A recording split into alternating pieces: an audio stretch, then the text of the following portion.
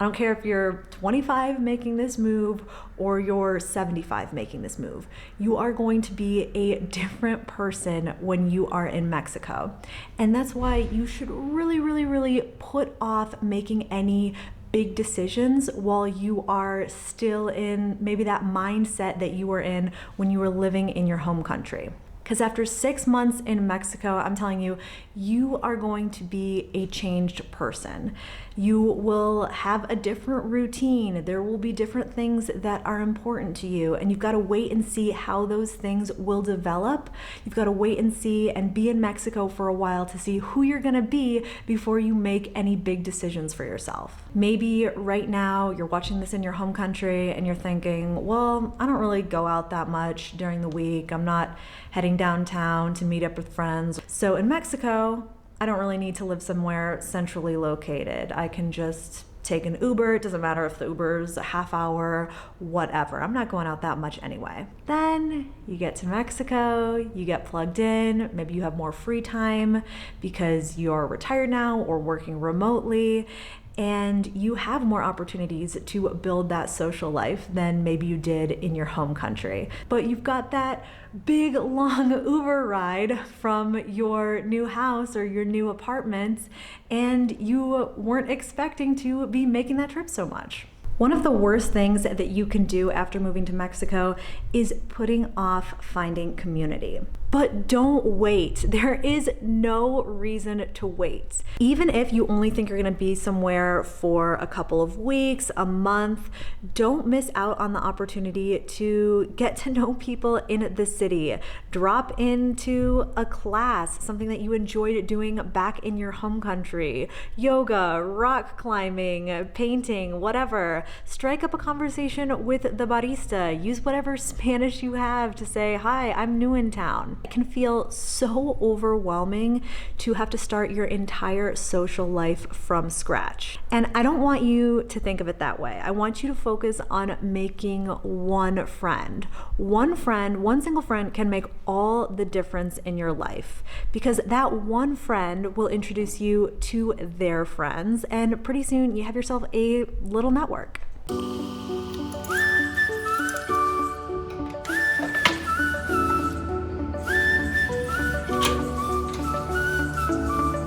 Said that this is going to be an adventure. Julia and I are riding our bikes to lunch, and she said that she hopes we survive.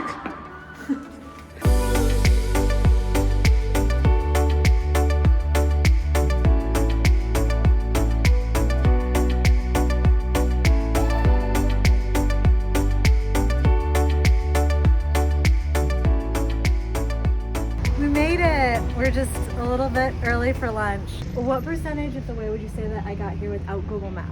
Oh, like 90. 90% of the way without Google Maps. One of the worst things that you can do when you're in a new city is to just completely rely on Google Maps for absolutely everything. Like, we came here for lunch like 2 weeks ago now, and so I like kind of knew the way here and just went with it. And that's how you get to learn a city. If you're putting in the same final destinations all the time into Google Maps, you're never gonna learn. And same thing goes for Uber. Look around. Don't just tune out. Don't just tune out on your cell phone or whatever. Like, try to see your surroundings to get to know the city. True success. We didn't die. We navigated Guadalajara by bike and got lunch. One of the worst things that you can do is ignoring problems with your rental. If there is something that you don't like about the place that you're going to be living, something that needs to be fixed, really try to have your landlord fix that before you move in. Or really stay on them to fix that in the first month, because I have definitely found in my experience with landlords in Mexico, honestly, this is probably landlords everywhere, but I've just lived most of my adult life in Mexico. The longer you wait to get a problem fixed, the less likely it is for the landlord to fix it. So we've had people come to our house for the refrigerator, for the oven, for the electricity. What Taylor and I ended up doing a lot in Mexico is just making those calls, making those appointments ourselves, having them come to the house, fix whatever needed to be fixed, and then telling the landlord after. And what usually she would do is just deduct the amount for the service from our rent each month. Unless you have a really advanced level of Spanish, unless you are able to have conversations with whoever about whatever without issue, I want to really encourage you to continue with your Spanish education.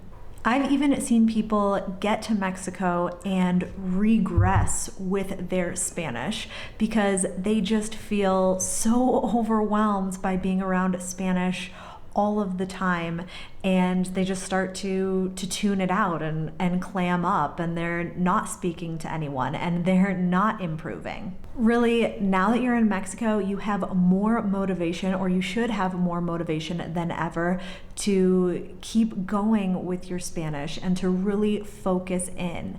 And the best way to do that, the best way to build a really solid base, is working with an experienced Spanish teacher. Are we going somewhere cool? I think so. Somewhere special? Might be. I feel like this has turned into an unintentional day in my life vlog. Just been trying to film the video, but lots of stuff been going on. Lots of cool stuff. That's your first few weeks in a new city. There's just all the things going on.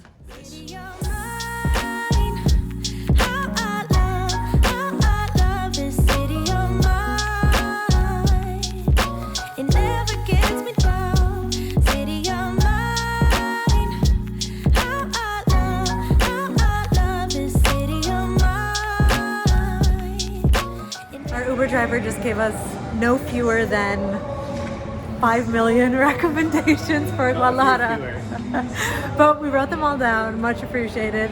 And now we are at the mall. I'm hoping one day maybe I can find a place to rest. I fell in love with life and wonder where it take me next. I like the hustle and bustle, I fell in love with the fashion. I feel the pulse of the city, it's moving me like a passion, and it's mine.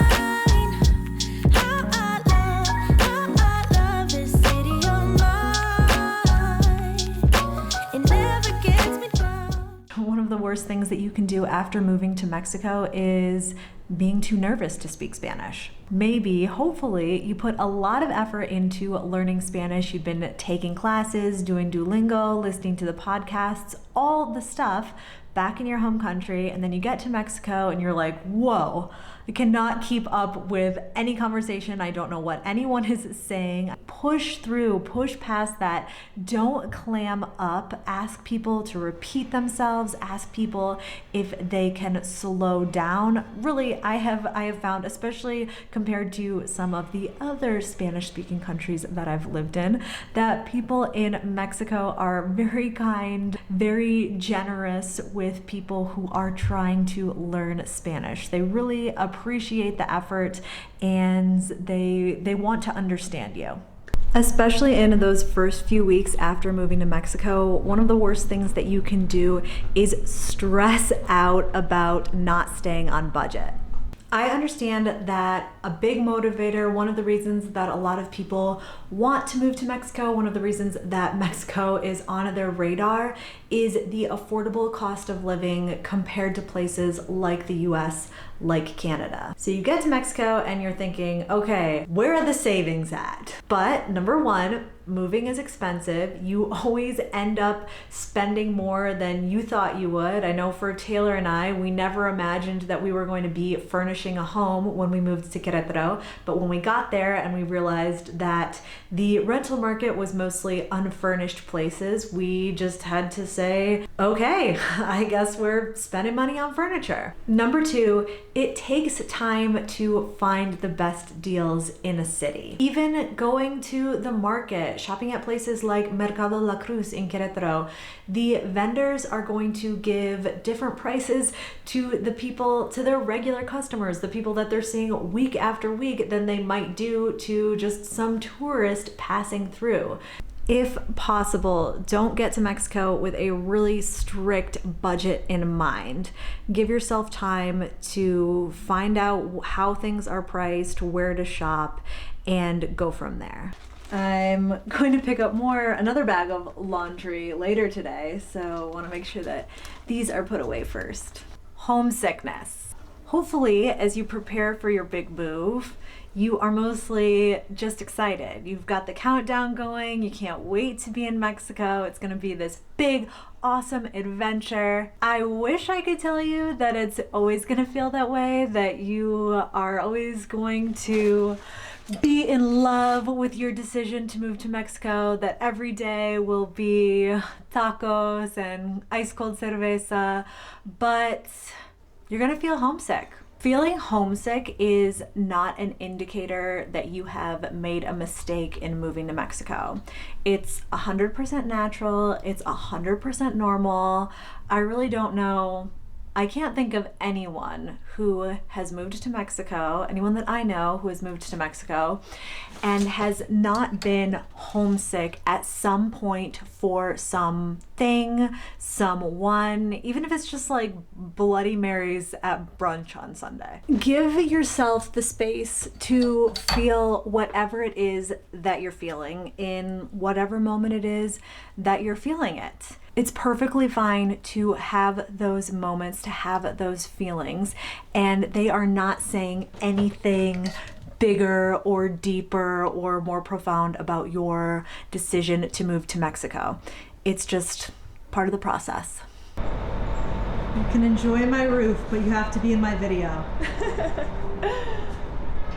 If you're still watching this video at this point, first of all, I want to know who you are. Let me know in the comments below if you're still watching. If you're still watching, then you are one of those people who is very, very committed to preparing as much as possible for your move to Mexico. And I, as a person who creates content, makes videos to prepare you for your move to Mexico, I wish I could tell you that you will be 100% prepared for everything that you encounter when you move to Mexico. But that's not always the case. Do you ever get upset, frustrated, deterred? Like, not all days are going to be good days. Everyone's going to have tricky days. You're going to have struggles. You're going to feel frustrated. But it really is like any big other life change. Nothing happens all at once. There's always going to be bumps in the road. So I want to encourage people to stick with it. There's a difference between getting frustrated and giving up. Stick with it. Stick with it.